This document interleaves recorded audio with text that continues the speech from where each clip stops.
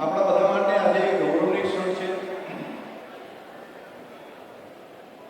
કે સંસદ માટેનો ખેલ મહોત્સવ, અને એ પણ આપણા જેપી નડ્ડા સાહેબ અહીંયા સંસદ તરીકે એમને જવાબદારી આપણા બનાસકાંઠાની લીધી છે. અને એ કાર્યક્રમની અંદર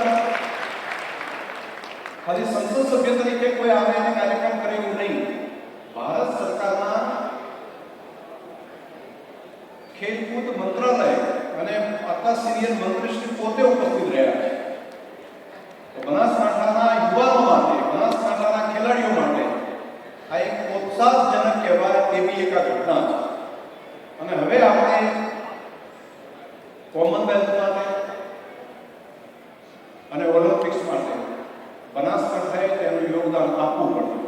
અને બનાસકાંઠાની અંદર સ્ટ્રેન્થ છે, એના ખેલાડીઓ, એની કદકાઠી, એમની સ્પીડ, હવે ટ્રેનિંગનો કન્સેપ્ટ જે ગેપ રહેતી હતી સારા કોચ માટે, એ પણ આજે દિશાના આગળથી ખૂબ સરસ શરૂઆત થઈ છે.